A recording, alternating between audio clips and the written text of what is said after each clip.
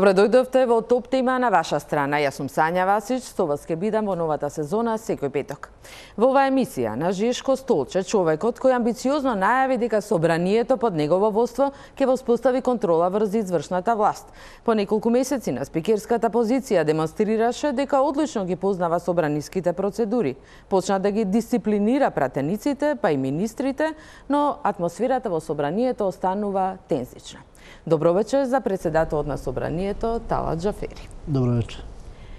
Благодарам што го прифативте предизвикот да седнете во Жешкото столче, а прашања вечерва заедно со мене во Топ тема на ваша страна ќе ви поставуваат најискусните известувачи и аналитичари во собранието, моите колеги Горан Трпеновски, Сонја Николовска, Мефел Исмаили, кој е нашиот помлад колега и веројатно доаенот на собраниското известување Мира Костиш. Добро вечер на сите вас. Добро вечер. Господине Џафери, во собранието завршува комисиската расправа за законот за употреба на јазиците. Кога очекувате овој закон да биде донесен? Законот за употреба на јазиците е во парламентарна процедура, во редовна постапка и имајќи предвид дека во редовна постапка сега е првото читање. Денеска завршува комисиската расправа. На 13 септември веќе е најавена наредна седница на која како прва точка е токму законот за употреба на јазиците и според процедурите првото читање пред 25, односно до 25 септември, кога и планираме да не работиме поради предизборната кампања за локалните избори, да биде изгласано првото читање и второто читање во наредна фаза, значи иста постапка треба да се повтори. Ке ги водите ли седниците на албански јазик од кога ќе биде донесен овој закон? Па јас седниците може да ги водам на албански јазик и сега, но при првото седење, значи на тоа столче, како председател на собранието, најавив поради најавата на владата дека ќе излезе со предлог закон нов, да би ги избегнал сите дебати околу тоа дали е или не е во склад со уставот и со законот со соделовникот, јас оставив простор да ова процедура заврши со законот и во секој случај, значи нема никаков проблем во смисла на законското водење на седниците за да ги водам на албански јазик, но оставив простор да не отворам теми после сите оние настани од 27 април и до 27 април, да не отворам нови теми кои што би ги кревале тензиите во собранието и оставив соодветен простор да сите размислат како пратеници, како пратенички групи, дека тоа е собрание на граѓаните на Република Македонија во кои што сите своји права треба да ги користат и да ги имаат онако како што и законите предвидуваат. Мира, ќе почнеме со тебе. Значи, како што рече Сања, атмосферата во парламентот се уште е тензична, исто како и кога беше вашиот избор за председател на собранието, на кое присуството на ВМРО ДПМН е во салата. Дали сметате дека ви даде легитимитет кој што потоа не го признава? Прво и основно е што со уставот и соделовникот е пропишана процедура за избор на председател на парламентот, на собранието и во тој контекст тоа е волја на мнозинството пратеници во собранието. И таа волја е искажена низ фирмите кои што, впрочем, и во незаконита, неуставна процедура ги бараше Иванов како доказ дека е обезбедено мнозинство во собранието, иако поинаку е пропишано да се рефлектира мнозинството. Во секој случај, волја на мнозинството и како очекување на граѓаните на Република Македонија после изборите од 11 декември 2016 година требаше да се стави во функција и да почне собранието да функционира спрема очекувањата на граѓаните. И во тој контекст, во таа атмосфера се направи изборот на председателот на собранието, искажано е мнозинството соодветно кое што го поддржува, значи во парламентот и во тој контекст мислам дека нема никакво спорно прашање. Но во контекст на оно што го најавувате како тензија се уште во собранието, ја не би рекол дека е тензично, него е подинамично во смисла на односите меѓу опозицијата и мнозинството во контекст на рефлексиите од оно што се случило на 27 април. Во секој случај, пратениците, покрај тоа што се пратеници, тоа се и поединци луѓе кои имаат и личен психолошки комплекс во смисла на доживување на нештата и во тој контекст луѓе кои директно били загрозени животите нивни во постапки кои што се случија на 27 април, не можете да очекувате толку лесно и толку брзо да се заборави. Јас би додавал дека тоа и не смее да се заборави, но треба да се остави на страна, да соодветните институции соодветно да постапуваат по однос на оно што се случило тој ден. Но во секој случај, на секој му треба време да се преиспита во своето однесување и највише тука опозицијата би требала да води сметка со однесувањето нејзино да не би иницирала, односно да не би испровоцирал такви ситуации, затоа што луѓето секако не можат да ги заборават сите тие доживувања што ги доживува на 27 април и да кажат сега више све е заборавено, тоа ќе остане така. Тоа не сме да остане така. Напротив, тие сметаат дека биле наседнати, дека провокацијата е направило мнозинството.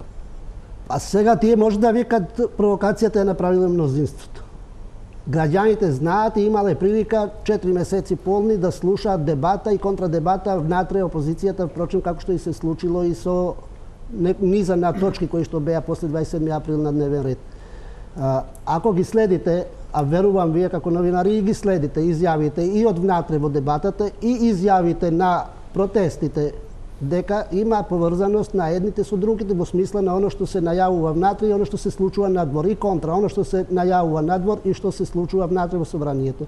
Мислим тој што се бави со анализа на нештата ќе има можност таа поврзаност да ја има до крај испитано.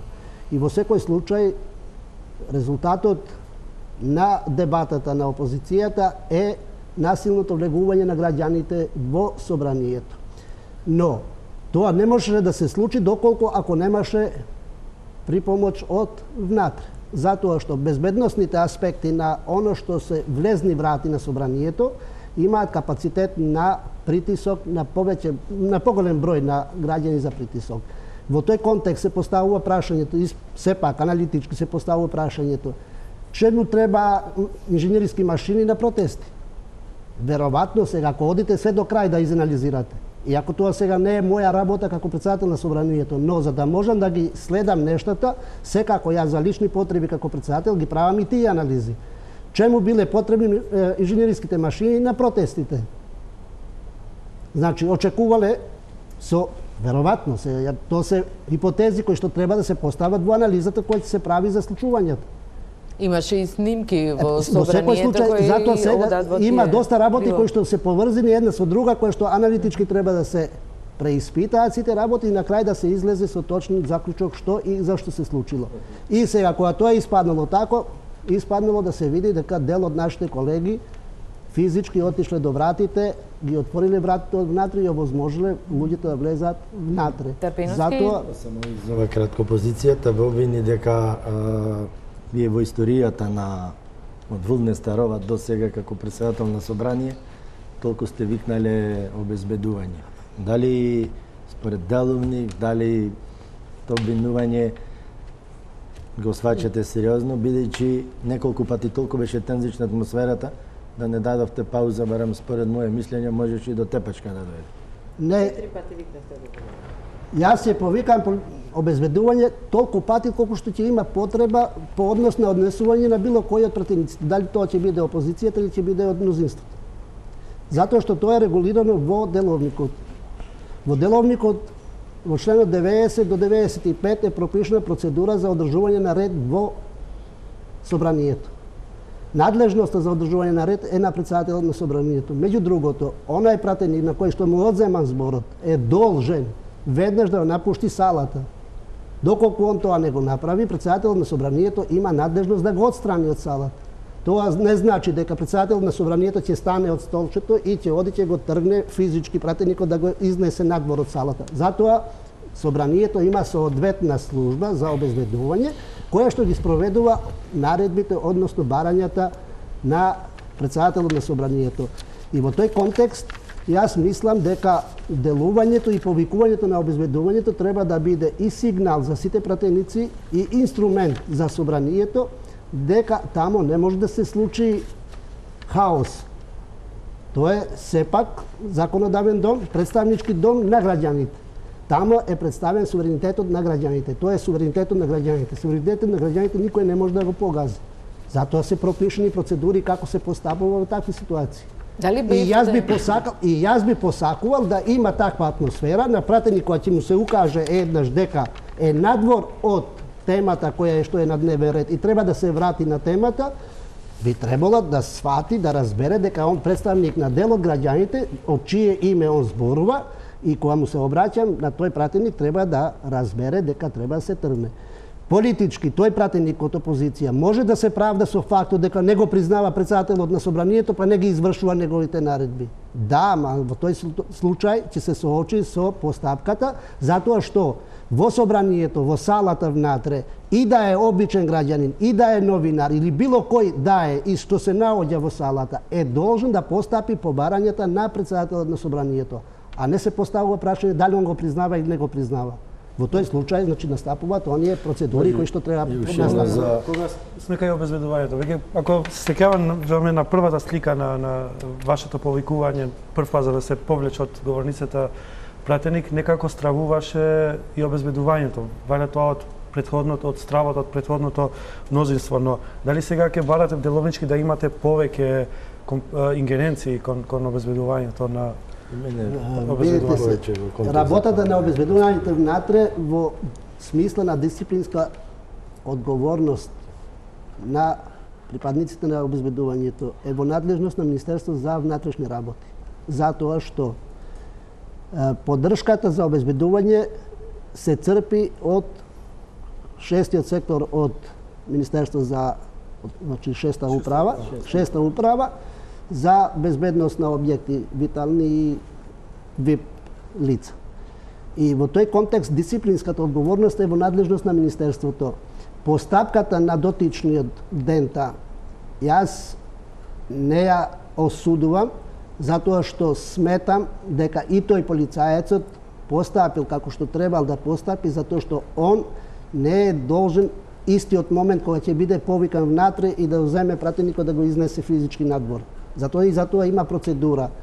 Затоа пратеникот треба да биде свесен кога му се обраќа представник од обезбедувањето кој што е влезен по наредба на председателот внатре, треба да ги почитува барањата на тоа овластено службено лице, затоа што доколку не ги почитува барањата и наредбите на службеното лице, тогаш ќе настапи друга фаза на постапка, а таа фаза на постапка е по моја наредба да се отстрани пратеникот од салата, кој што претходно, според деловникот, он е должен во моментот кога му е одземен зборот и во моментот кога е наредено да он ја напушти салата, он е должен, тоа му е обврска да го направи. Ако тоа не го направи, обезбедувањето може и физички да го изнесе. Таков пример имате во Хрватска. Знаете, примерот станал човекот тамо и си стои на говорница, го отстранува, значи отстранувањето не е физички да оди председателот на парламентот да го отстрани, му укажува дека он е должен да ја изврши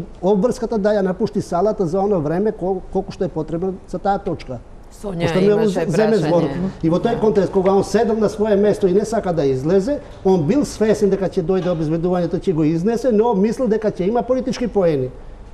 Ама за политички поени по таква постапка и по таков принцип ќе ценат граѓаните, не ние како ќе цениме како политичари или како пратеници таму. Ако е смислата дека тоа ќе дава политички поени, тоа може ние да го мислиме, но така не мислат граѓаните.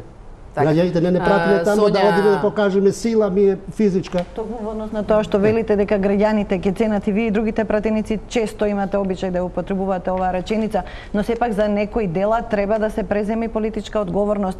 Ќе има ли анкетна комисија која ќе ги анализира случувањата од 27? Па формирањето анкетна комисија не е моја надлежност како председател на собранието. Секако тоа треба да биде иницијатива на пратеничките групи. Доколку сметаат пратениците дека треба да има анкетна комисија, ќе треба да излезат во соодветна постапка со предлог одлука за формирање анкетна комисија која што ќе ги испита сите тие работи, но во секој случај тоа е само за политичка одговорност.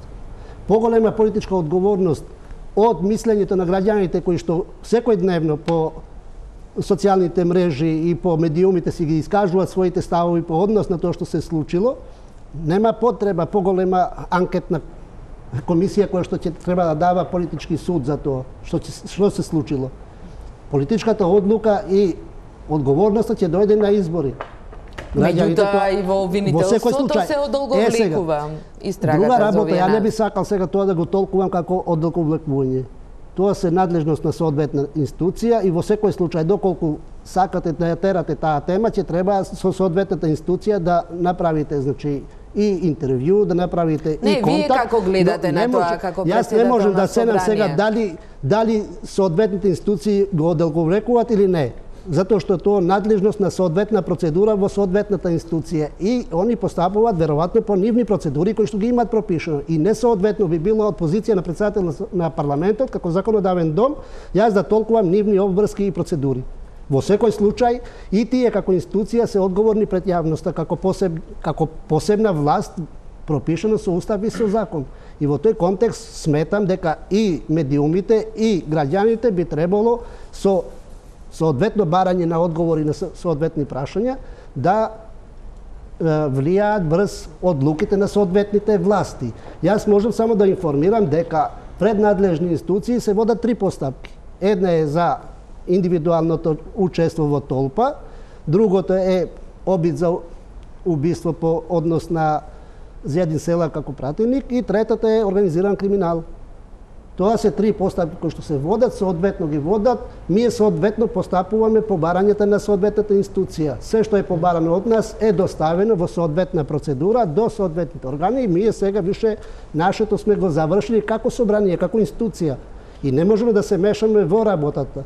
Затоа треба да им оставиме соодветно време да работат, а јавноста и медиумите не се попречни да се интересираат за текот на таквите процедури и постапки, но секако доколку е во предистражна постапка, има информации кои што не може да се даваат за јавноста, затоа што е така пропишано во кривичниот законник, односно во кривична процедура и постапка и соодветно треба да се остави време, но во секој случај јавноста треба да е запознаена со текот на тие Председателе, дали во овој контекст е разговарано со пратениците за промена на деловникот, бидејќи и овој период и од 2013 имаше неколку пати така наречени филибастеринг методи за одовлекување на дебатата за да се спречи донесување некој закон.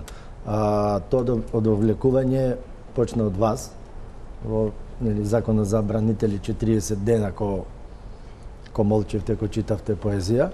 И уште неколку пати 4-5 пати мислам е случајно. Дали се размислува да се промени деловникот, бидејќи цел овој период се види дека во деловникот доста работи не се предвидени.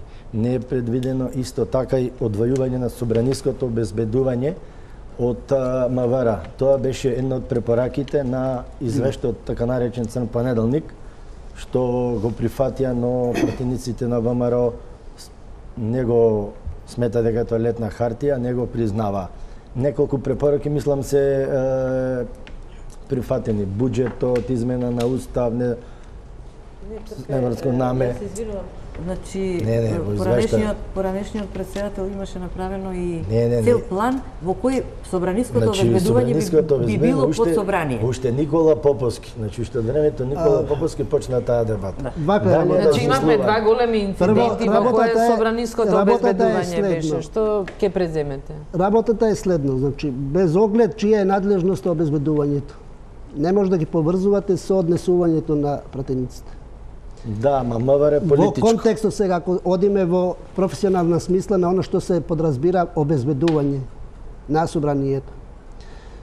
Ма јас сум министер од политичка партија. Во ред е, затоа би викам, во професионалниот дел не би требало да се смета како проблем обезбедувањето во смисла на поставеноста, дали ќе биде собраниско или ќе биде дел од МВР, него се пропишуваат надлежности после кои се спроведуваат и тоа е работа која што се координираат собранието и МВР.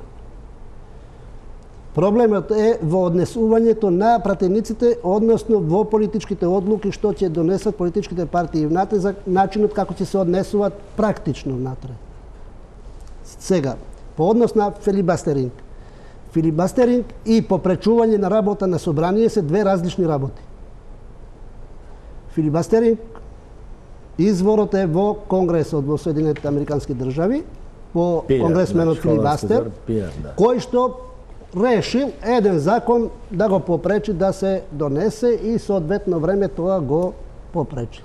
По тој пример, и јас во тоа време си попречив постапка на еден закон во смисла што со ништо друго не било попречено пленарните седници, работата на соодветната комисија по други точки кои што требало да ги гледа комисијата соодветно како динамика на работа на владата и сите оние надлежни институции кои што доаѓаат со предлози пред собранието. Овде више не се работи за филибастери. Овде се работи за обид политички да се попречи работата на собранието, за да се дава поинаква слика за собранието, односно да се дава слика на немоќ на ово мнозинство. Но тоа е опаска на опозицијата, тоа сака да ве победи вас. Во тој контекст. Дали имате некои механизми тоа да се Дали има механизми, јас сум го кажал и пред одморите сум го кажал, дека по 27 април на сите им е било потребно време да сватат што се случило и да разберат озбилноста на можните последици по таквиот настан. Мислите дека има сватено тоа? Сега онај народскиот јазик да каже, море луѓе, дали разбирате дека 27 април бил на прагот на граѓанска војна во Република Македонија? Сакате, не сакате да го разберете, тоа треба да го сватите како такво. Зошто?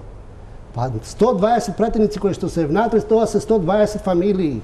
120 фамилии кои што имаат и роднина, 120 фамилии кои што имаат и политички партии, 120 фамилии кои што можат да се покренат по некоја си каква одлука. И што мислите вие да се случило да има жртва таму? Добре, ние без оглед која жртва без оглед, затоа викам. Затоа дали ќе се кога се гледа? Деловникот дава можност. Процедурите е ствар на толкување. Сака да ги толкува како предност и ги толкува како тако и го користи, но таа предност не е реална предност. И затоа има инструменти тоа да се прекине. И еден од тие инструменти е во моментот кога нема пратеникот да се подреди на барањето на председателно собрание, ќе се изнесе надвор. Ама тоа не знае. Сега, нема да излезете вие. Да, има инструмент, ама не по пример од 24 декември. Но Не по пример од 24 декември. Има инструмент. Пратеник, за да Само пратеник. Има инструмент да се обезбеди говорницата. 57 пратеник. Има инструмент да се обезбеди говорницата. И пратеникот внатре во сала може да галами, може да пее, може да лупа со тенџериња како што знаеме од 2002 и наваму. И тоа го знаеме како пракса. Но се е тоа демократски, се дури не се загрозува институцијата, тоа е говорницата, и се дури не се загрозува правото на другиот како мнозинство да си ги искаже своите аргументи. И на крајот има процес на гласање, затоа е демократија, затоа е парламентаризам. Беше деловнички, вие не можете да си ги зголемите можностите. Да, сега по однос на можностите за деловнички измени. Јас со решение, викам јас сега како председател на собранието, пошто е моја надлежност, со решение имам формирано две работни групи. Едната работна група е која што треба да работи по однос на уредување на забелешките и укажувањето по Греко за спречување корупција, спречување сфера на интереси, значи конфликт на интереси, лобирањето и низа други работи по однос на позицијата на носителите на јавни функции. И другата група е работна група која што ја водам јас и која што меѓу другото треба да дае драфт на можните измени и дополнување на деловникот и доколку таа група професионално цени дека треба нов деловник да се носи, имајќи ги предвид сите овие случувања конкретно во смисла на поинакво толкување на нормите, да се прецизираат нормите, да не можат поинако да се толкуваат.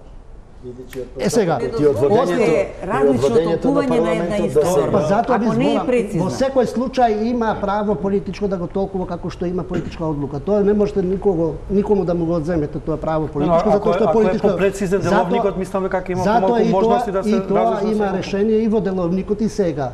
Во члена 60 до деловникот. Надлежноста на толкување на нормата, на спроведување на нормата е на председателот на собранието.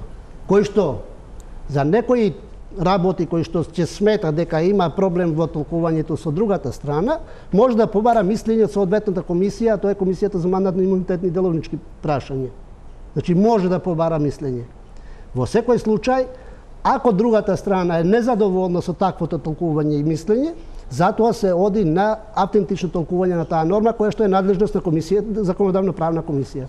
И во тој контекст, значи, има инструменти, но ви укажувам пак, во смисла на сето оно што се случило, сакав на сите тие пратеници да им дам можност пред граѓаните да се представат, а понајвише, граѓаните да разберат позицијата и да доловат што е одредбата на деловникот, а не е тоа што ќе го кажат пратениците како го толкуваат. Дали тоа ќе вклучува и оневозможување една партија да има 10 пратенички групи? Секако да. Затоа што тоа е проблем политички за таа сама политичка партија. Една политичка партија не може да има 10 пратенички групи. Тоа за нив политички е проблем во граѓаните, затоа што граѓаните више не знаат дали има едно ВМРО ДПМН или 100 ВМРО, кои или 10.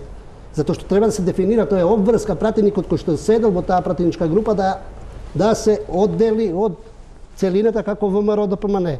Сега кој е ВМРО е првата, втората, третата и 10-та група. Не може да има 10 ВМРО ДПМН таму. Тоа треба да го разберат, тие ако знаат тоа. Но јас не сакав да влезем во таа борба со нив, имајќи предвид дека јас пред тие гласачи на ВМРО ДПМН сум требал да покажам дека имам трпение да ги слушам, да укажам дека не се во право, за да и тие разберат дека пратениците нивни кои што ги гласале не се во право во однос на оно што го толкува така. Очекувате да се повлечат од таа одлука и формирањето на ДС? Дали имавте ако тие не се повлекуваат од таа одлука, јас и донесам решение да ги поништам тие листи што ги пратиле до мене. Тоа има решение. Че сега се гледа дека има инструменти. Правната комисија вчера одлучи за одлука за толкување на изборниот законник за актуелниот член на ДИК Бедрин Ибраими да може да се води постапак. Да, ако може Мифаил да го завршиме ова со пратеничките групи, да неколку теми. Ако може за дело. Само да завршиме, ако може. Мифаил, да завршиме со овој блок, да, околу пратеничките ќе продолжиме. Во контекст на измените на деловникот кој претпоставувам ќе излезат од тие работни групи. Нели е претенциозно 5 подпредседатели на собранието и еве ВМРО продолжува да ве бойкотира во тоа барање. Како ќе го решите? Прво, предлогот за 5 подпредседатели е политичка одлука. Не е работа на деловникот и уставот. Зошто 5? Уставот, еве зашто 5. Затоа што во уставот е пропишано дека собранието има председател еден и повише подпредседатели. Значи не затвара можноста, затоа дава, затоа што тоа е политичко тело во секој случај. И како што ќе се развиваат работите, така некогаш имало 20 подпредседатели, еден подпредседател на почетокот, ако се сеќавате. И сега, во смисла на политичките контури внатре кои што се и во мнозинството и во опозицијата, се развиваат и односите во оно што значи да се отвори можноста на представничкото политичко. И затоа, во контекст на бројките кои што се во собранието во моментот во овој состав, има и барање на пратеничките групи од мнозинството за определување на толков број на подпредседатели. Кои партии ќе ги добие? Ќе ви кажам. И сега, по деловник и по закон е предодредено едно место подпредседателско по дефолт е за опозицијата која што има најголем број пратеници. Што значи? Еден подпредседател е обезбедено за ВМРО ДПМН. Дали ќе го номинира или не, нивно е право. Може да се откажат од тоа право, нема да го номинират и нема да се избере. И сега, во мнозинството 62 плюс 5 повремено беса, координаторите, значи политичките партии се усогласиле во ставовите политички и си бараат да има еден од СДС, еден да има од БЕСА, еден, фактички два да има од СДС, поради коалицијата што ја имаат внатре, веројатно, сега како коалиција. Добро, партнер. СДС како коалиција. Значи СДС како коалиција. Да ги доврши. и ќе мораме да направиме СДС пауза. коалиција, сега не сакам да преюдицирам ја кои ќе бидат номинирани луѓе, затоа што нема конкретен предлог кои ќе бидат.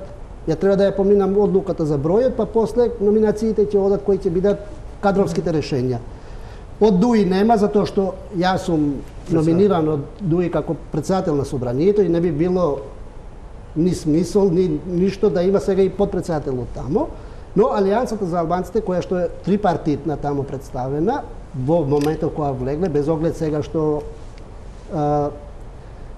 Движењето за реформи се преименува во Алијанса за албанците, и во тој контекст, значи, од Алијансата биде еден. И тоа се 4. И едниот што е по дефолт мора да се обезбеди за опозицијата е 5-тиот.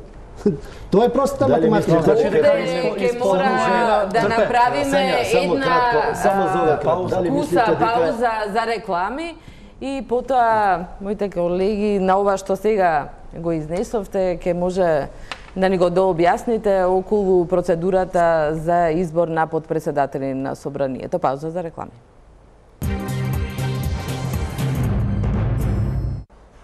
Се враќаме во дебатата на студиото на Жешкото столче, председателот на собранието Талат Џафери.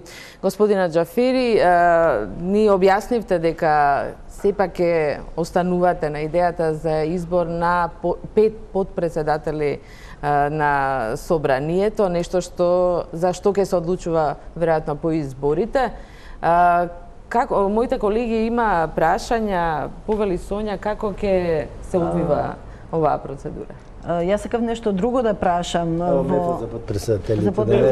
Јас кратко сакав за подпредседатели. Дали тоа, како што го објасни председател на собранието, ќе биде се прави само за да се исполнат политичките желби на сите политички партии тука. Например, власта сега треба да има 2 подпредседатели, зашто само за тоа зашто има 2 повеќе коалиции внатре неа. Или 3, колку е? Или, например, сега... Кај власта има со Алијанса, тоа што има 3 подпредседатели. Без разлика сега, кој ќе биде Алијансата или... Јас не преюдицирам која е причината за такво барање. Јас раководам со собранието и во разговорите со координаторите и во координациите, нормално дека тие изнесуваат своји политички ставови. И ако се политички ставови и политички барања, тие се свесни за све оно што е последователно по такво барање или по таква соодветна одлука. И никаква процедурална пречка нема по однос на бројот на подпредседатели. Затоа што тоа е во овој момент, за овој состав, таков е конфигурацијата политичка. Тоа не значи дека ќе остане пракса наредниот пат да има 10. Што ако поделбата на мандатите ќе биде во 10 партии, во што ќе се договорат тие 10 партии за да може да направат? Тоа е стварна политичка одлука на политичките партии кои што се застапени во собранието, и сега не може една политичка партија анблок да донесе заклучок дека е тоа штетно и сите други, мнозинството, тоа треба анблок да го прифати како штетно решение и сега да дозволи тоа да се попречи. Може ова да биде спротивно тоа што власта го кажуваше дека ќе скрати менаџерски функции, унапредување и така натаму од власта, а во ова страна ќе го намали бројот на пратеници. Изголемувате трошоците на собранието. Тоа не е моја работа, јас да го коментирам и јас да ценам и да давам суд за тоа. Тоа е политичка одлука на политичките партии. Јас сум председател на собранието кој што треба сите да ги ставам на едно место и сите се на едно место, но кажувам пак, не може да биде мислење на една политичка гарнитура, партиска, дека тоа штетно и тоа анблок да остане како таков печаток. Затоа што треба соодветно да се преиспитат и тие во некакви нивни одлуки. Дали на вистина за функционирање на собранието се потребни 5 подпредседатели? Нели тоа ја компликува целата и што сите тие 5 мина ќе прават? Има заменици секретари или не? Има Финансиски ќе го зголеми буџетот на во собранието? секој случај секој од нив ќе има делегирани надлежности што ќе работи. Нема да биде само подпредседател за да биде подпредседател на собранието. Да се задоволат политичките... Не само за задоволување политички потреби. Во законот за собранието е направено и има дефиниран што води и со што раководи еден од подпредседателите. Значи има управувачки одбор за Собраниски канал, има управувачки одбор за Буџетски совет на Собранието. Да, меѓутоа тоа и со двајца и со тројца се надополнувало. Што има инструменти. Има мрежа на канцеларии за контакт со граѓани.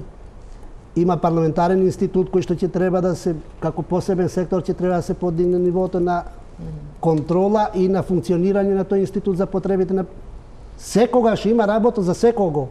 Им дадете некојаш да водат пленарна седница? Одамна не седнал некој подпредседател? Ја не сакам да преюдицирам сега дали би давал или не би давал. Во секој случај, во онаа ситуација која не сум во можност да водам седница, ќе треба да повикам еден од подпредседателите кои што обично оди по ротација, значи да можат сите да се менуваат. Дали сметате дека има персонален проблем? Трајко Велјановски не даваше од други председатели. Дали мислите дека е можда персоналниот проблем? Јас колку што имам информации, не, тоа е политичка одлука. Не ми е проблем дека ВМРО ДПМН има проблем со еден кандидат од власта со една партија што е со СДС. Тоа е хипотетички сега кажано дека некако учествуваше во вашиот избор за председател. А во секој случај со председател нема проблем. Легитимно право е на секој политички субјект да има резерва кон било кој од кандидатите. Впрочем, за тоа е плурално собрание, би било еднопартиско собрание и ќе немавме никаков проблем со тоа. Но мислењето поинаку не е право да се попречи процесот и процедурата за избор на оно што е персонално решение на мнозинството. Затоа е парламентаризам. Ќе кажете аргументи, тоа. Но кои се аргументите на еден говор 30 реплики од истоветна партија? 50, 30 во просек, просекот зборувам. Но тој аргумент не ми треба мене како председател на собранието. Тој аргумент што го дават со таков начин на дебата е комуникација со граѓаните, а понајвише со тие што ги гласаа. И соодветно, ја не верувам дека тоа им донело политички поени позитивни како начин на однесување на пратениците. Ако ве сметаат за нелегитимен председател? Но нивно е легитимно право да ме сметаат, како сакаат. Го призна со писмата. Е сега. А комуницирате ли со нив? Добро, вербално не ме признаваат. Да. Па како поднесуваат? Какви се прописите? Па сега прописите, кому му ги поднесуваат? Каква ви е комуникацијата со ВМРО? Комуницираме, јас сум кажал од почетокот, ја не сум ги срушил сите мостови зад себе. Ако градам нови мостови, тие позади не ги рушам. Не ги рушам тие позади, затоа што во некое време ќе треба и може би повлекување соодветно да имаш каде ќе се повлечеш. Едно е она што го гледаме и самите на Собранискиот канал дори траат седниците, друго е она што се случува зад камерите. Во понеделникот бевме сведоци на еден обид за договор меѓу власта и опозицијата, практично соопштија дека се поддржуваат за некои закони, веќе 2-3 дена подоцна почнаа да се обвинуваат за лицемерие. Се воспоставили некаков политички договор, диалог во собранието? Има комуникација, сега тоа што се гледа на екранот не е тоа све така, затоа што позади има и комуникација и меѓу ВМРО ДПМН и СДС, и меѓу мене и представник на ВМРО ДПМН, и меѓу мене и БЕСА, и сите. Значи, јас ги имам тие комуникации, но... не доаѓаат, нели? Океј, не доаѓа на координација, нивна одлука е. Не мора да доаѓа на координација во крајна инстанца, значи не е зависно работата на собранието од тоа дали некој од координаторите ќе дојде на координација или не. Затоа што ќе биде должен да ги испочитува одлуките на координациите. На координациите има и заклучоци кои што по однос на надлежности на собранието има во записниците да се стават како заклучок, како општ консензус за мнозинството како да делува. Значи по некои прашања. Но од таа причина, а имајќи предвид дека ми е ово 5-ти мандат пратеник да сум, гледајќи влијанието директно кон пратениците, затоа уште на почетокот се решив да биде собранието отворено и за граѓаните и да се дае можност граѓаните да се пријават за присуство, да следат седници, пленарни седници. Тоа е друга тема. Ве прашавме за диалогот меѓу власта и опозицијата. Има диалог и ако сите сметаа дека има потреба да се носи корпусот од 6 закони за кои што даде согласност и мнозинството и опозицијата, тоа не значи дека анблок сиот материјален дел од предлог законот е прифатлив за сите. Затоа што законските решења, поготово таму кај што има импликации финансиски, нормално секој предлог закон оди, без оглед кој го предлага, оди на мислење и во влада. Не за тоа да се добие амин од владата, да не се разбере така, него финансискиот дел да се гледа за тоа што кесето, касата на државата е во власништво, условно кажано, на Министерство за финансии, односно на владата. И соодветно тие да видат се кои се импликациите финансиски, во кој временски рок може да ги исполнат тие импликации, од каде ќе биде изворот на тие импликации финансиски. Во тој контекст значи е потребно мислењето на владата.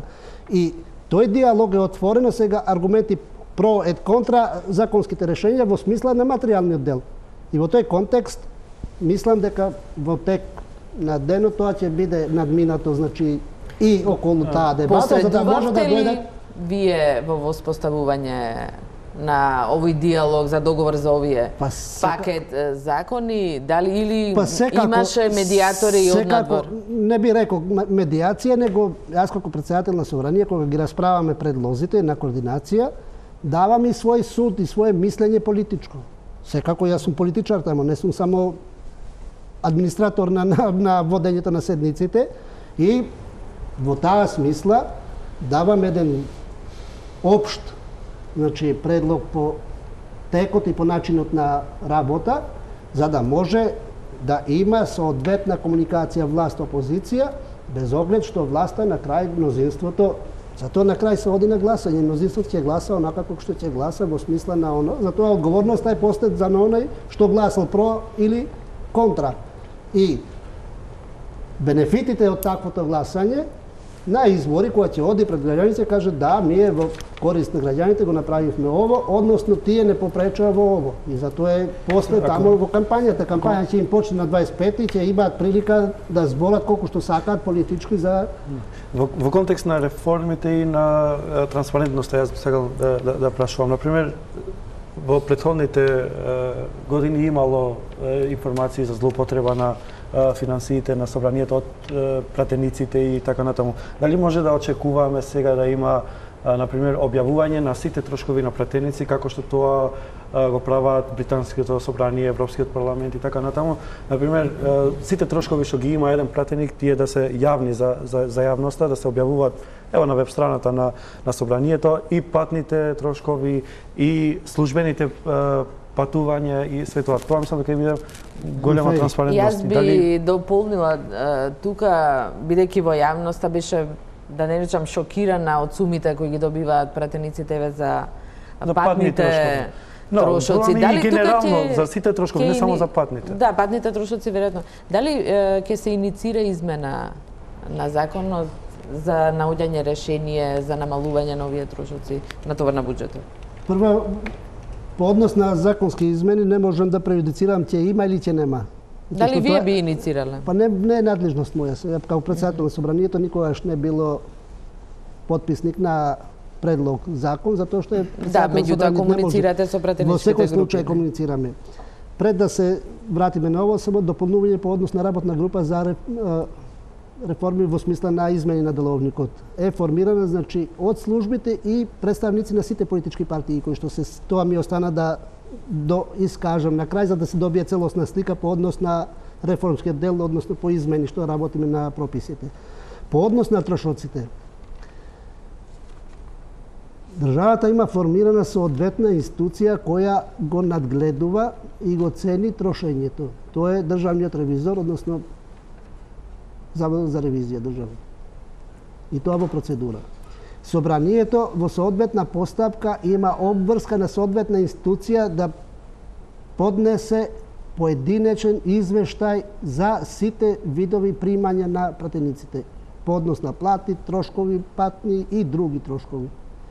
И по она обврска даночна што имаат сите граѓани во Република Македонија кои што имаат приходи, исто така доколку не ги надминат лимитите, оно што е пропишено во финансиските закони, нема обврска никој, никако граѓанин, никако пратеник да поднесе даночен извештај пред соодветната институција. Доколку ги надминуваат по однос на примањата, значи лимитот, тогаш и пратениците имаат обврска да поднесат извештај за даноците, за даночно обврзување.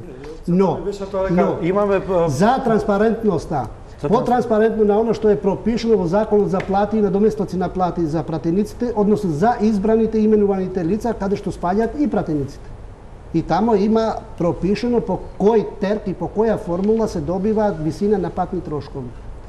Со измените на законите во финансискиот дел за вметнување на патните трошкови до 2 километра во плата, кој што бил определен во висина 900 денари. Мислам дека беше 2011-12 кога се измени овие измени во финансискиот, значи, корпус на закон. Затоа што со вметнувањето на тие патни трошкови во плата, соодветно се оданочуваат во смисла на оно што се и придонесите за плати за здравство, значи во пензискиот и здравствениот фонд. Но овде е сега работата што сите пратеници не се од иста општина кај што се до 2,5 километри да може да се цени по патни трошкови, и затоа Законот за плати и надоместоци на плати предвидел трошкови за користење сопствено возило за доаѓање и враќање од работа, затоа што пратеникот не може да знае кога, затоа што системот на функционирање на собранието, како што е поставен во Уставот, собранието е во постојано заседание. Вие имате прилика да гледај пратениците во еден после полноќ, продолжуваме со седница. Не е спорно дека е законски, да. Например, граѓаните да имаат полесен пристап до тоа да видат не само пристапот. Сега, ако сакате веќе да навлезете во таа анализа, тогаш кој се бави со тој вид на анализа, треба да направи резиме од првиот состав пратеници, како кои прашања беа решени до сега. И ќе дојдете во ситуација да имало различни решења. Во еден состав пратенички порано беше да на пратеници да им се доделуваат службени станови. Па за тоа време кога ќе живее во службениот стан во Скопје, на пратеникот да му се платат трошкови за одвоен живот од фамилијата, доколку не ја пресели, затоа он не е должен да ја пресели фамилијата тука. Тоа значи па треба да му плати трошкови за пат за време на викендите кога ќе оди да ја посети фамилијата. И кога ќе ги соберете сите тие трошкови во службениот стан, струја, опремување, вода и сите тие трошкови кога се направија, тогаш анализите беа енормно поголеми него ово што е сега. Јас разбирам политичката цел сегментно да се гледа овај начин на решавање. Друго, направија зграда до железничка. Во населбата аеродром, 98-2002 во тој состав, ја мислам почна во тој состав, затоа следам, затоа викам, кога ќе збориме за еден проблем, за едно прашање, треба се гледа во континуитет како кои беа решењата. Собранието не е само во овој состав, кои решења беа во претходните состави. Се направи зградата тамо, исто така по некоја се анализа ваква, тогаш веројатно не дошле на памет сега само да кажат слушајте сега ова зграда ќе ја даме на фондот, стамбениот фонд таму на дирекцијата и ќе го продаеме или ќе го издаеме или што ќе правиме со зградата. Не дошле тек така на памет до таа одлука. Ги направиле овие процени. Има решења и во опкружувањето наше и понатаму во Европа решења пратениците да имаат службено возило, службен возач. Не, тоа спорно, само ако може кратко, само ако шеднушка кратко.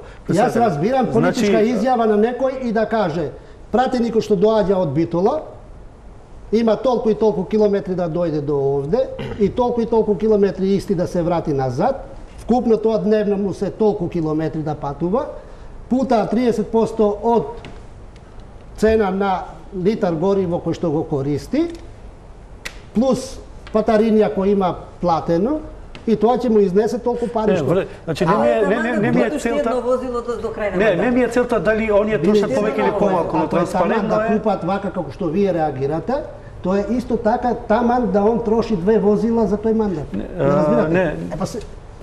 Мене друго ми беше прашањето, Затоа викам, друго ми беше прашањето. Комплексно е прашањето, ја разбирам од контекст новинарски да го гледате само финансиски дел како Ако може кратко да се доизјаснам. Дали без разлика дали некој доаѓа од Струмица, од Битола или колку троши. Тие трошкови да бидат јавни за секој граѓанин да може да ги гледа, на пример, јас сум граѓанин од Струга, да знам колку троши мојот пратеник што сум го гласал и колку вреди тоа што го троши, колку работел за мене како граѓанин. Такво барање што било и претходно за транспарентност, за јавност на трошењето, има закон за пристап до јавни информации како начин на делување.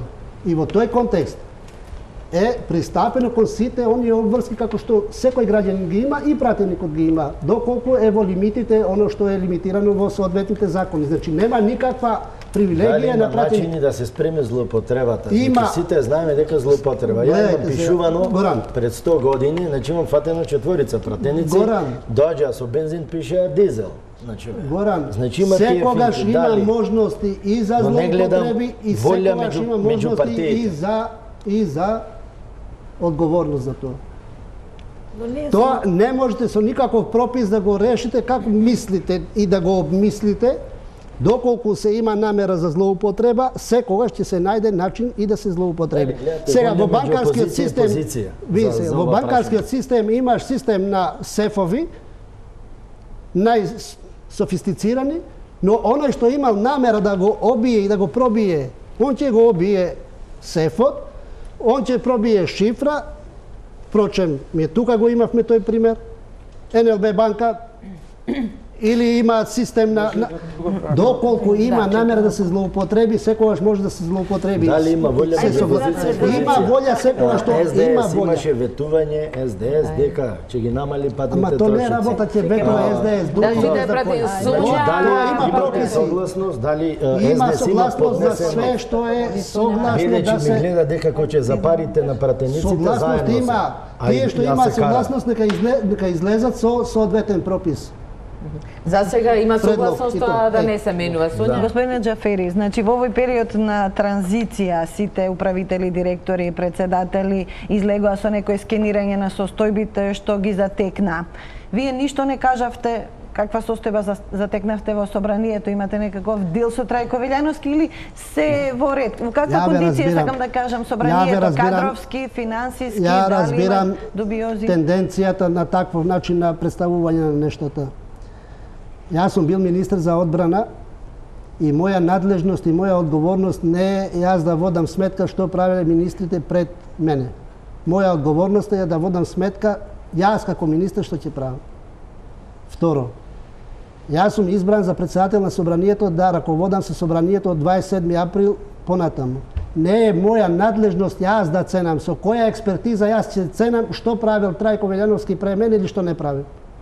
Има соодветна државна институција која што според плановите за работа на таа институција и собранието подлежи под ревизија и има соодветен извештај. Таму, впрочем, тој извештај е јавен и зошто јас треба да се оптеретувам со тоа работа? Сега, јас да ловам вештици, па не ми е надлежност тоа.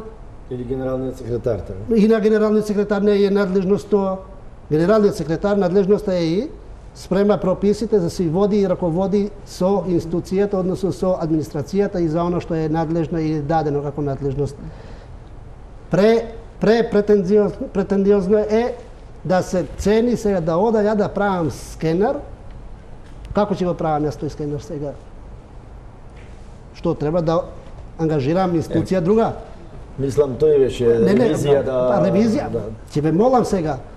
Еве кажувате отишол НН направил скенирање на состојбата. Како ја направил он тоа скенирање? Со кои пари? Со кој буџет? Со која програма? Мојте, па тоа исто кошта пари. Од каде? Затоа ви викам, оно што е надлежност, оно што е пропишано право несоодветно е јас сега од оваа позиција да излезем и да кажам го користил или го зло користил правото кое што му е дадено со закон. Зошто? Дали имате потреба од нови впечаток во вработувања? јавноста дека кога станува збор за финансиски интереси, партиските се ставаат во втор план и пратениците одлично се согласуваат. Зошто го говорам ова? Бидејќи, иако е должноста пратеник професионална, кога нема седници и кога има само комисиски дебати, и пратеници кои што не се во тие комисии кои што заседаваат тие денови, доаѓаат на работа, иако не мора да дојдат, така ли? Не мора да дојдат, така е. Сепак и тоа работа тоа на се плаќа, нели? Деловничка определба е. И тоа има своја историја. Зошто? Претходно, знаете, на комисиите одеа само членовите. И тамо беа ограничени работите по смисла на говор. Ќе оди 10 минути, ќе говори на комисијата, нема интерес да говори и ќе чека на пленарна седница, затоа што на пленарна седница не беа ограничени говорите. И ако се сеќавате од 2007-2008 пред да се носи новиот деловник, малку покусо се измени, тоа е покус, се измени деловникот во смисла што дебатата општа како неограничена со можноста за поедини работи и да се ограничи, се одвива во комисиите, за да се отвори тамо дебатата материјална во смисла на квалитативната дебата професионална, а во пленарна да се дојде само протоколарно политички ставови да се каже и да се во некоја рамка затвори.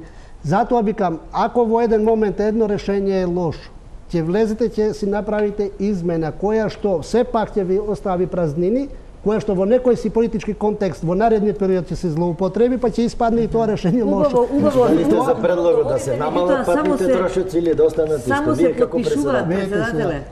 Патните трошкови, онако како што се пропишани, не можете да ги намалите на оние што прават сериозен трошок во смисла на оно што им е службена работа. А и сите пратеници се согласни околу тоа што разбравме. Затоа што во тие трошкови, во тие 30% што ви кажав, се вклучени и трошковите за оно што е трошок материјален во смисла на гориво, ама тамо е вклучена и амортизација за оно што се користи приватно возило. Тоа го имате во сите институции. Мислам дека го објаснивте тоа. Тука ќе направиме уште една пауза, следува блокот реклами.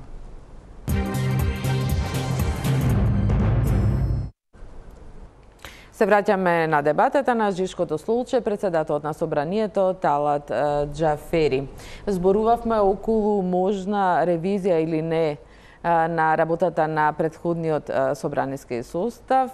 Сонја повели? Значи, председателе, сакав околу тие финансиите и вкупните трошоци во Собранието, освен трошоците за работа на пратениците, има ли потреба од нови вработувања? Во каква кадровска кондиција е Собранието? Мислам дека и Горан спомена, има... Смисла, дали Собранието или кабинетот на председателот? Има ли више од вработени или помалку? Прво и основно е по доаѓањето и моје и на генералниот секретар имаме превземена обврска да се направи анализа на систематизацијата на работните места, на опис и попис на работи и работни задачи на вработените.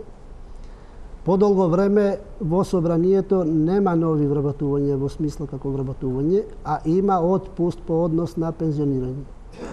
И сега, има диспропорција во составот на администрацијата во смисла што може, условно кажано, пренатрупано со администрација која што е во работниот на ниво на техничка работа, како да кажеме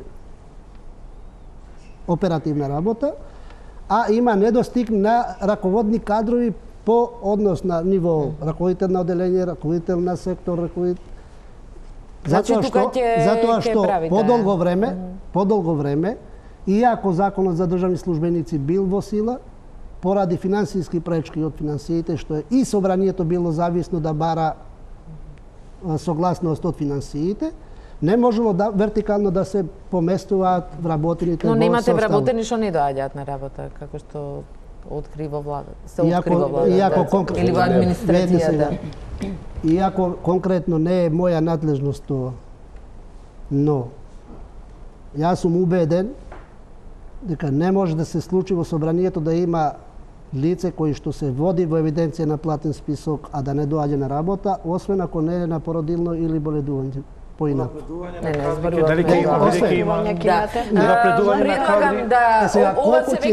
Сега по однос на дебатата, односно разговорот со амбасадите на Европска Унија, со амбасадорите, Европска Унија понуди проект, програма за помош на собранието во определени точки и ние од сега веќе актуелно имаме двајца експерти од Европска Унија по однос на поставеноста на администрацијата и функционалноста на администрацијата, едниот е од Хрватска, другиот е од Унгарија.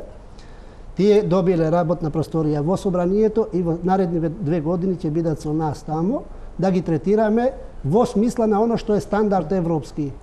За поставеноста на администрацијата. Да се вратиме на политичките теми. Би сакал да сега значи помина 3-4 дена од првите 100 дена на владата. Дали ќе имаме пред изборите, пред да се на одмор пратенички прашања? Ако мислите не, затоа што последниот четврток влегува во фаза на почеток на предизборната кампања. Премиерот Заев побара пратенички прашања еднаш неделно. Да, одговоривме на тоа барање. Деловнички не е возможно. Као политичка волја може да го обезбедиме, но тоа ќе треба исто во делокругот на оно што е Комисијата за деловнички работи за измени во деловникот, да се предвиди и таква можност. Такво решение претходно било на секоја наредна седница, пред да се почне со усвојување на дневен ред на седницата, 1 час се користеше за поставување пратенички прашања, меѓутоа како решение се сметало дека не секогаш може да биде присутен тој што треба да биде присутен на тие седници и затоа се отиде во решењето или цела влада да доаѓа последниот четврток, затоа што полесно можело да се координираат работите. Да за односот на собранието и владата. Досега и председателите на собранието евидентно беше дека беа контролирани од центри на моќ, од партиите или беа сервили на однос на владата. Вие нешто покажавте малку различно однесување, но партијата ваша со некои пратеници што разговарав, има малку замерки дека спременни сте биле строг, спременни попуслив, а на моменти несериозен.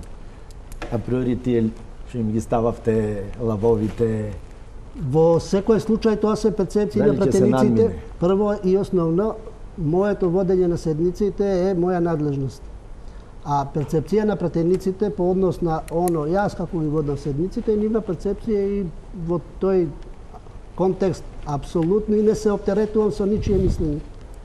Кому сум му престрог, нека каже, па нека си напушти собранието, нека си оди, нека не биде пратеник. Но инвентивен сте, кој што вели колегата, во давање на знаење. Да, давање на знаење. Дека така треба. Да се знае, онако како што е поставено во политичкиот систем на Република Македонија, парламентарна демократија, и со тоа решение уставно, се знае дека прво место во институциите е законодавниот дом и тој е контролор на сите власти во смисла на оно функционалното и така ќе треба да се однесуваат сите. Впрочем, јас сум го кажал на друго место. Уште при номинацијата, која седна лидерите, Али Амети ги прашал и другите. Го познавате талат, го познаваме. Му го знаете карактерот, му го знаеме. Во ред е, во ред. И тука више нема зборување. Друго, владата ќе биде најпочитувана институција и координирана во смисла на оно што е надлежност. Ни во кој случај, никој од владата, вклучувајќи го и премиерот, не ќе може да се постават на поинаков начин кон собранието, освен како одговорни пред собранието. А тоа не значи дека ние ќе се поставиме во ситуација да ги направиме овако со народен јазик пачавури тамо. Институционално ќе треба да се испочитуваме. Јас, не е тајна, го повикав и генералниот секретар на владата на координација по однос на оно што е динамика на работа на владата и по однос на оно што е предвидена динамика за работа за наредниот месец на собранието. За да има тие представа за нашите активности, за да имаме ние представа за нивните активности. Да, тоа е координација. Што е клучно за да ја воспоставите оваа контрола над извршна, освен што ги дисциплинирате министрите и не ги Клучно е- чекате веќе надзор над разузнавачките служби беше еден и од условите во собранието на комисијата. Имаше седница на 30 Што уште и имаше е клучно седница да на се 30 направи? и по прв пат после колку години директорите на двете институции беа пред комисијата. И ги застапи, а не да иде тамо некој службеник Така. кој што го почитувам, но не е тој службеникот одговорен пред собранието. Затоа што институцијата соодветно ја Да, на представува крај тој сме директор, таму не е на одговорен. Со друго емисијата прашање, ако може, колеги, по ако едно нема. прашање за моите Јас само дополнение колеги после и кратко. ќе Да, ќе ве бидејќи замолам само законодавно укусот правната, да одговорите. ако може, пошто и со Мејфел Сонја тоа како сакавме најмлад, заедно. да, ќе почне. Значи, законодавно правната комисија вчера одлучи дека може да се пристави понатаму кон разрешување на Бредрин Ибраими како член на Државната изборна комисија и дека не е спорен членот 27. Ке продолжите тоа да биде пред изборите сега, пред Таа процедура не зависи од моја волја. Моја обврска соодветната констатација на соодветната институција во собранието да ја процесуирам во понатамошна парламентарна процедура. И во тој контекст, во контекст на потребата, соодветно ќе дојде предлогот пред собранието, а надлежноста за одлучување на собранието, тоа значи на пленарна седница. Секако, значи, ако е заклучокот на комисијата таков, тоа значи мора да оди во понатамошна процедура, значи мора да оди на пленум. Ако ќе беше спротивно, ад акта се завршува. Значи нема никаков спор, тоа више не е моја волја, тоа е моја обврска да Мира Костич терам повели. Јас нема да прашам, само ќе констатирам дека имаме најуникатен председател моментално во собранието и по изборот и кога беше пратеник по што избра да правото за збор да го одмолчи. И можам да кажам дека до сега доста добро се снајде во оваа улога. Сонја? Јас само да не останеме должни, значи собранието треба да избере уставен судија, уставниот суд е со судија. Помалку до крајот на годината уште двајца заминуваат. Секако тоа е соодветна процедура, соодветната институција во собранието, тоа е комисијата за избори и именувања. Почнавте да договарате нешто? Секако тоа не да договараме, тоа е обврска, не може да се договори, тоа не е работа што ќе договараме политички, тоа е обврска државна. Тоа празнина на една од властите не може да се остави на недовршена работа во Кога смисла на очекувате да биде избран? Па во секој случај процедурите од 25 септември не може да работиме поради изборите, така да во секој случај значи ние работиме во Горан? контекст. Априори ова однос овладава и што ги дисциплинирате сите. Ако има случај да земе збор лидерот на Дуја Али Ахмети, ако го прекрши деловникот или зборува малку повеќе тоа, би го дисциплинирале него?